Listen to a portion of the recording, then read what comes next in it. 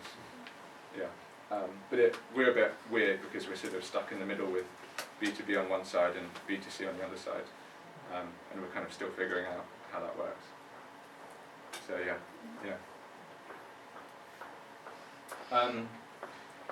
but basically, just go for it. So like the number one bit of feedback every founder I've spoken to gives people is just go and do it, because there's tons of people that only sort of watch and criticise what startups are doing. But what you need to do is just go out there and do it. With this caveat that startups aren't for everyone. And I don't mean that in a kind of not everyone's good enough sort of way. I genuinely mean it's just not the kind of thing that everyone likes doing. It's really hard work. It's quite unsociable. And just generally you probably have to be a bit nuts to do a lot of startups. And you sort of, you need this kind of core self-belief in the vision that you're driving towards. But I think they're incredibly exciting, and you're genuinely never bored. I don't think there's much more thrilling than sort of seeing a big spurt of growth and getting hundreds of emails come in the same hour as people sign up to your site, and actually watching them kind of use something you've built. It's great fun, and it's really satisfying. I guess how do you kind of take these two things together? I mean, I suppose you may not know until you've actually tried. So if you're kind of playing around with the idea, I'd say just go for it. Give it a go. So I thought I'd just end with kind of almost a summary of, if you do have an idea you're thinking about, what could you actually do to start to get it off the ground? One question before. Yeah, go for it. What if someone fails? What would you say that you would take away from this experience? I mean, failure is how you learn, I guess. One of the problems with, certainly in London, but I think in the whole of Europe, is that there's quite a negative view of failure. Whereas in the States, and one of the reasons they're more successful in Silicon Valley, is that they really get that failure is part of the learning experience. I mean, there are founders who have done like 40 companies, I think, before they've hit the one that worked. I think that was possibly Zynga, the game maker, did about 40 companies before it worked. But yeah, I mean, failure is how you learn. And if you fail and you decide it's not for you, then that's fine. I guess, in a sense, like what's the worst that can happen? I mean, I wouldn't recommend kind of pitching all your savings into this one attempt at doing a startup. That's not really what I'm saying. But failure is really important. And if you do still want to do startups, then it will have been an incredibly valuable experience. Like, there's no general answer for why, but you will have learned so much in that process, and there'll be mistakes that you don't make again. I guess the thing is, there's only so much you can read from books, and lots of people like to sit around reading startup books, but really, most of the stuff you can only learn by doing it. And that's why you just have to go out there and start a company. So yeah, the first thing you should do is think about finding a co-founder. This is a really tricky one because I'm not saying you should kind of force it and sort of just spend all your time looking for someone to start a company with. But if you're serious about it, it is a really important thing. So finding someone with complementary skills and a matched interest, because what you don't want to do is just sit down, have a whiteboard and kind of think about ideas across all kinds of different spaces. Ideally, you want this kind of aligned passion for something, so that you almost know what you're going to build straight away. Not quite, but you have this kind of shared drive to something, and I think that's really important. But yeah, I mean, so co-founding a company with someone, people often say it's a bit like marriage. You certainly spend a lot of time with them. So I guess don't rush into it. It's really tough to find someone. I mean, this is like the first example of why startups are so hard, to be honest. And in many cases, this is why you'll do 10 startups before it works, because you'll be working with different people. And for me personally, this was the big benefit of doing EF, is that we had this process of working with different people, like, a different person every week, which is really intense, but it certainly teaches you who you work well with. So if there's any way you can kind of replicate that kind of in the real world, as it were, then I'd highly recommend it. The second thing is, if you've got an idea you're playing around with, I really recommend you check this out. So if you just Google for business model canvas, it's this single sheet that someone's come up with, which kind of replaces all business plans and things like that. And what you do is you think about the value proposition. So this is like the core problem that you're solving, basically.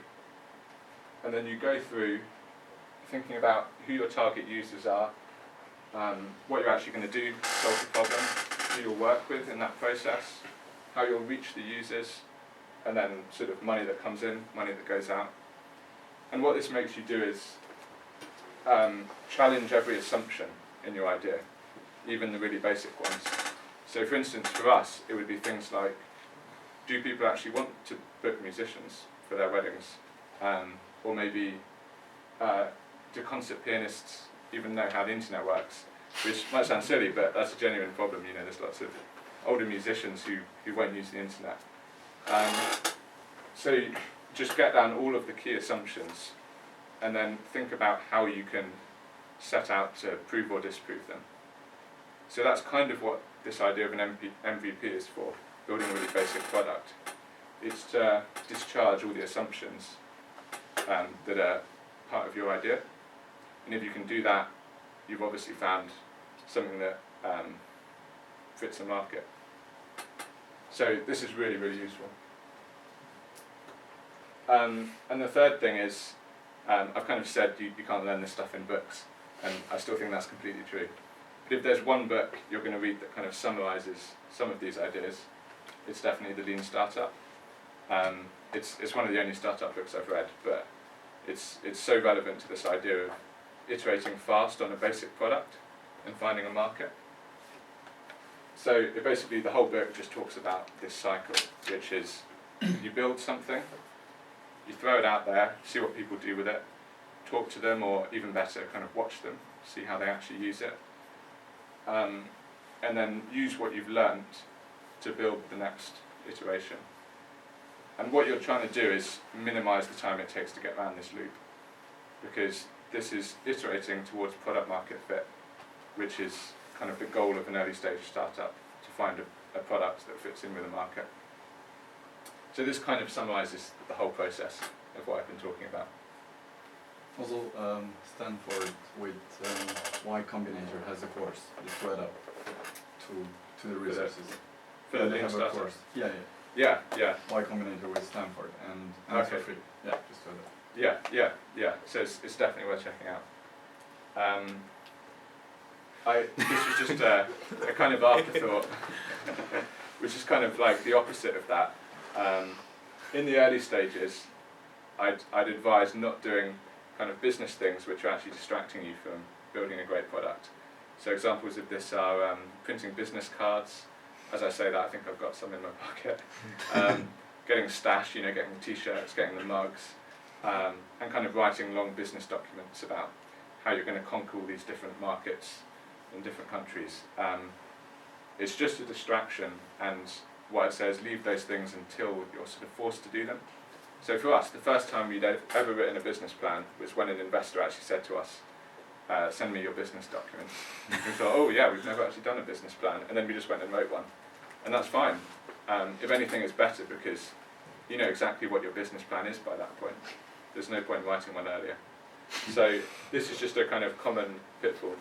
What about fundraising? I think, is that a business activity or? Yeah, it is. So it's a shame that you have to do it. So what I didn't really say about fundraising is, it's obviously not always going to be the solution. So it depends on your company. So if you're really lucky, you'll be a massively revenue-generating company, and you can just scale within your own means. You might decide you're just going to be a kind of small, medium-sized business that just kind of runs and makes money, but it doesn't keep growing in a sort of classic startup fashion. But in many cases, the only way that you can sort of boom in 3 or 4 years to a kind of, hundreds of millions type company is by raising investment. And so it's kind of this sort of inevitability, and although it seems exciting at first, no one really wants to do it. And I guess that's why it's important to divide your time. So spend a bit of time fundraising, or have one person fundraise, but keep working on the product, because the worst thing is if you're close to getting all the money you need, but your product has just died and your graphs have all sort of plateaued out, which is what we started to see a month or so ago. But yeah, it's definitely a businessy thing.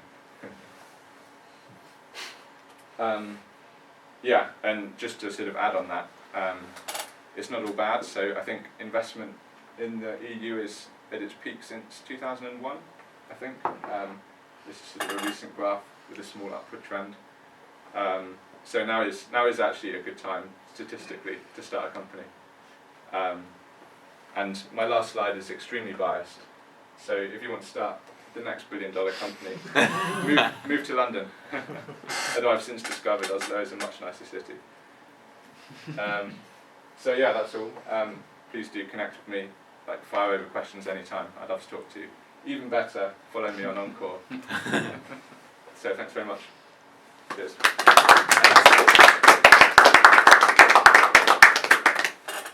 I've gone on a bit, but we can definitely discuss stuff. Yeah. What have you done with the first £20,000?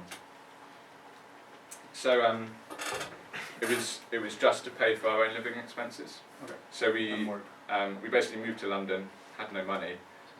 That money started coming in September, and it's all we've had, apart from a tiny amount of revenue that we got through the marketplace. So it's just our own salaries, which are very small. So do you have any revenue right now, or is it all the funding that you raised? Yeah, so it would just be the funding. Yeah, so we literally have no money at the moment, because we don't have like an online site for the marketplace.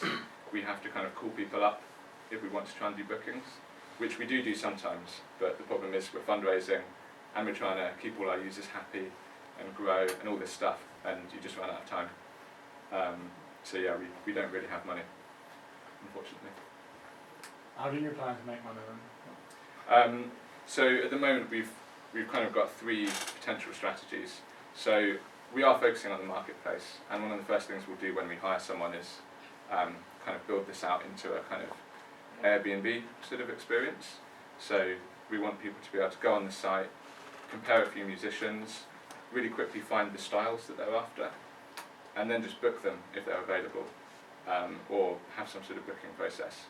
So we want to do that, and our model is at the moment to take 10% commission on top of what the musicians charge, which is really low in the industry, I should say. It's often 20 to 40% if you go through like an old style wedding music agency.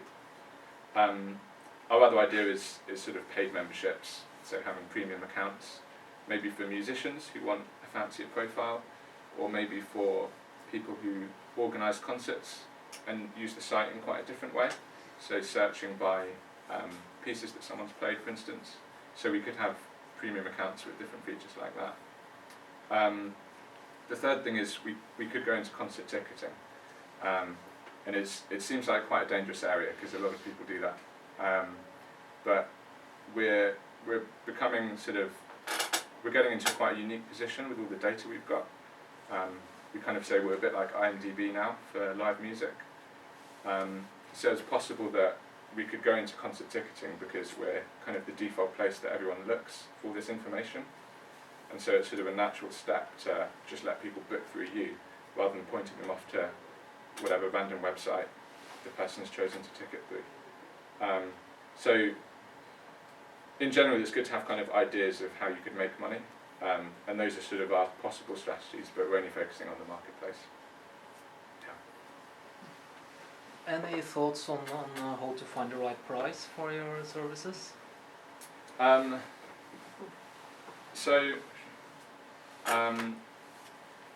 been told always charge more than you expect, because if people really want it, they'll pay for it, and you can always lower it later.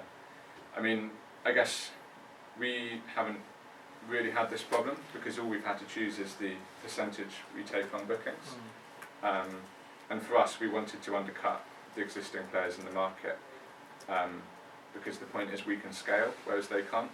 So music agencies work by just having a whole load of people who sit on the phone and manually organise the time of all the musicians that run their roster, whereas we just do it all automatically. But yeah, I think charge a bit higher than you'd expect and see what happens. That's the advice I've heard before anyway. Yeah. Do you allow musicians to put a price tag on themselves? Or you make suggestions, or how does it? Not yet. So most people who've performed before have quite a fixed sort of pricing structure, and we will just let them put that on their profile. For others, I'm not quite sure yet. I mean, not all of our users will actually want to be kind of the supply side of our marketplace. Some of them are just on there as hobbyist musicians.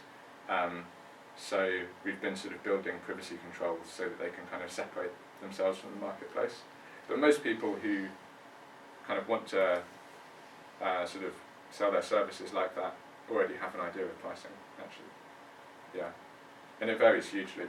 You know, some people are hundreds of pounds an hour, some are kind of 20. So we just let them do their own thing. Yeah. How many hours per week do you work? So quite a commonly quoted figure is about 80 hours. I think at the moment, we only work about 40 to 60 hours, which is a lot, but that's relatively low for us, mainly because we have lots of fundraising meetings and it kind of breaks up your time. But in the early stages, so in October, for instance, when we had that graph that shot up, we pretty much like worked every hour we were awake, which is why I say that startups are hard, because you kind of just have to do that if you want to grow really fast.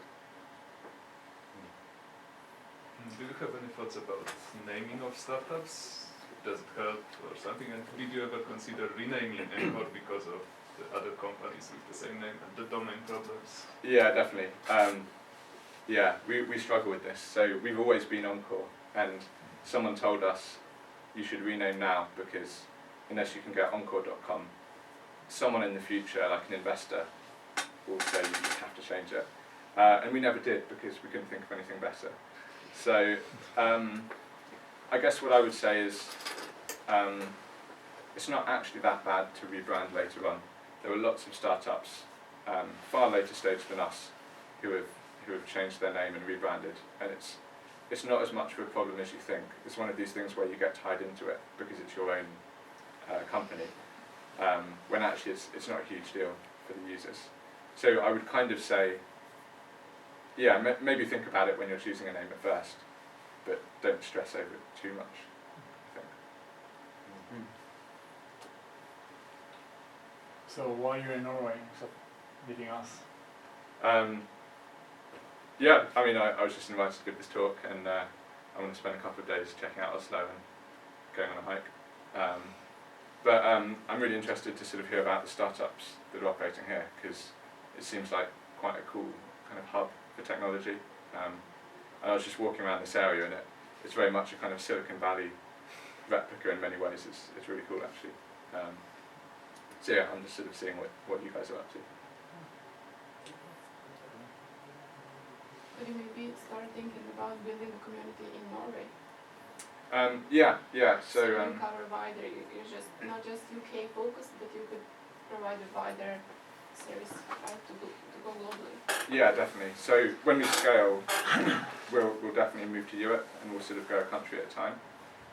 I think if we're honest, we still haven't quite found product market fit. So it's not that simple a thing, and most companies raising even a seed round haven't actually found their product market fit yet. So for us, it's this problem of on the client side, who's booking musicians, how do we reach them, are we really solving like a core problem that they have? And I think until we figure that out, we probably shouldn't spread outside the UK. I mean, we definitely haven't like saturated that market. So I think it's good to, I mean, we saw this in the early days, right, because we kind of went between different cities. It's better to have like high density in smaller areas and then grow from there, than to kind of have your global launch 3 months in and just have like 3 users in Canada and, you know,